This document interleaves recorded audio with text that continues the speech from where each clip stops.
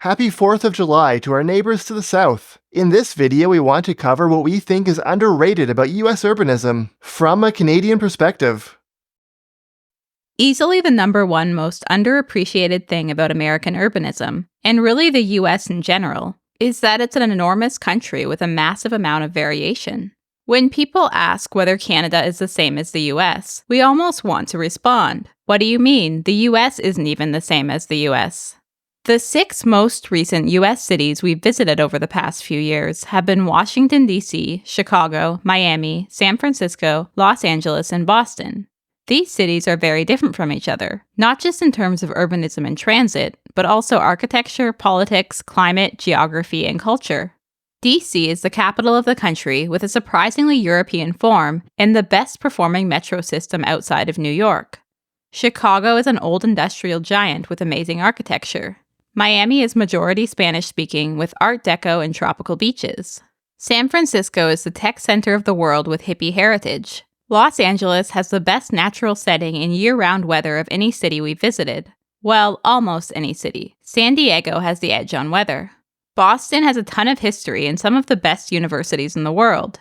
And you can continue naming cities that feel substantially different from these. Portland, Austin, Minneapolis, Las Vegas, New Orleans, Memphis, Salt Lake City. Americans have choices about where to live, and visitors to America have choices about where to visit, on a scale that no other developed country can compare to. Americans probably don't appreciate it, but urban life in other countries, like Canada, Australia, and the UK, is much more reliant on a few key cities. Canada is a big country geographically speaking, but it's not the same. If you want to live in a large urban area with a population over 2 million, you have exactly 3 choices: Toronto, Montreal, and Vancouver. That compares to 23 options for similarly sized cities in the US. If we lower the bar to urban areas over 1 million people, the US has 45 versus just 17 across the entire rest of the Anglosphere. Canada, Australia, the UK, Ireland, and New Zealand combined. Having more options in cities really is a superpower, because it makes it easier to find one that works for you. For example, there's a certain type of older neighborhood with townhouses and boxy apartments that just fundamentally feels very urban that we personally enjoy. In Canada, this is quite rare. You can find it in Montreal and to a lesser extent Quebec City. There are hints of it elsewhere, but basically Anglo-Canadian cities have a different urban fabric even in their older areas that feels less dense and city-like. In the US, there are a lot more neighborhoods like this, not with the exact same details as Montreal, like the external staircases and sometimes French ornamentation, but the general feel of a dense urban neighborhood that's been lived in. Chicago is really good for this. We had a great time exploring areas like Logan Square and Lincoln Park. San Francisco has neighborhoods like the Mission and Russian Hill. Boston has Bunker Hill and South Boston. DC has Georgetown, Columbia Heights, and Capitol Hill. We haven't had the opportunity to visit yet, but this describes much of Philadelphia too. And then there's New York City, which is basically the equivalent of 5 separate cities of dense urban neighborhoods.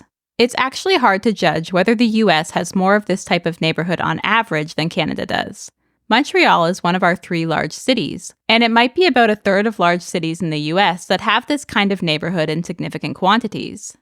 But because the US is 8 times bigger than Canada, not in land area obviously, but in terms of cities and neighborhoods, you end up with a lot more individual places like this that you can explore or live in, if, like us, you find it interesting.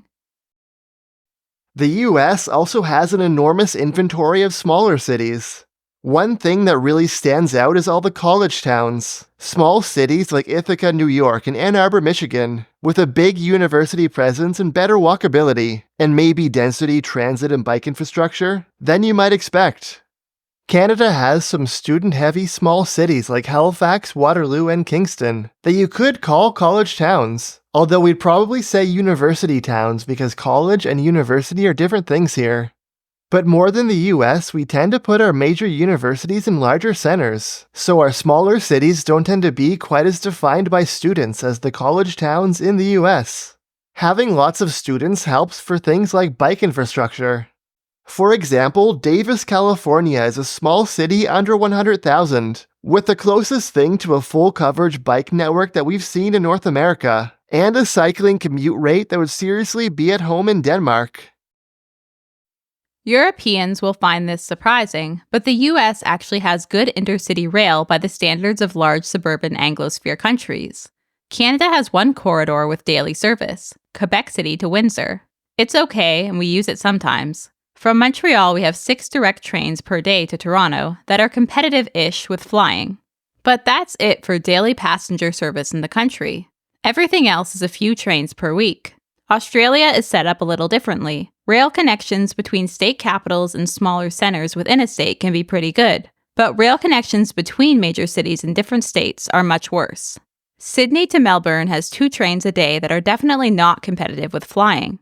The jewel of intercity rail in the US is the Northeast Corridor, which is much more comparable to rail corridors in Europe. It's electrified and has 36 trains per day between DC and New York, with 48 trains per day between Philadelphia and New York.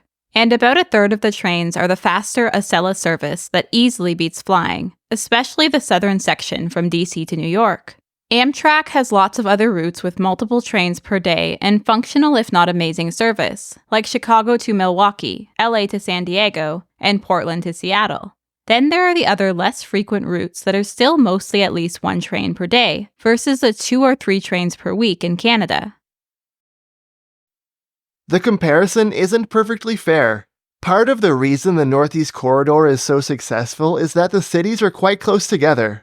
But that's another strength of the US. Thanks to the higher number of cities, America has stronger clusters or regions of cities compared to its even more spread out and sparsely populated cousins of Canada and Australia. Standing at DC Union Station, we felt kind of jealous how you can live there and have access to Baltimore, Philadelphia, and New York within an easy 3-hour train ride. That's a multiplier on social, cultural, and business opportunities. Sure, we can fly to any of these cities from Montreal in a few hours, but it's double or triple the price of flying within the US. Seriously. And you have to deal with the hassle of an international border. US cities tend to feel closer and more interconnected, and while the Northeast Corridor is the best example, reaching regional density that's comparable to Belgium, even the 4 main cities of Texas are close together, compared to the 4 biggest cities of Canada or Australia. Texan cities don't have great rail connections, yet, but it still helps for travel by road, and like we mentioned, flying tends to be quite cheap in the US. Another area where the variety of the US really stands out is climate. US urbanists often talk about the trade-off between good weather, cheap housing, and good urbanism.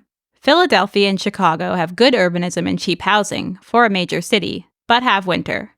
San Francisco has mild weather and good urbanism, but is absurdly expensive. The West Texas town of El Paso is sunny and affordable, but very car-centric. As people who start to melt above 25 Celsius or 77 Fahrenheit, we're not actually convinced that a hot Texas summer counts as good weather, but that's not the point. Being able to choose between wildly different climates in the US is an enormous asset, even if you have to make trade-offs and compromises about other things. There's a reason chatting about the weather is the default type of small talk. It actually matters a lot for your everyday quality of life. Australia is much better, but in Canada your weather options basically range, in US terms, from Minneapolis to Chicago to Seattle.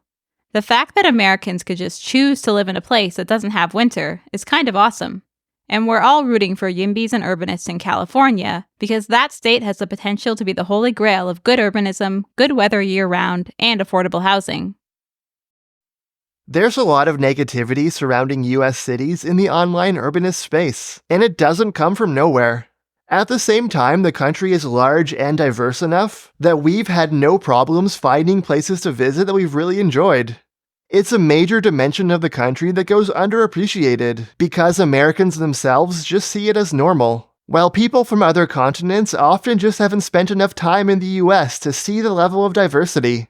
Maybe it takes a pair of Canadians who live nearby to tell you why US urbanism is underrated. Thanks for watching through to the end of the video. Don't forget to like and subscribe. And a special thanks to our supporters on Patreon.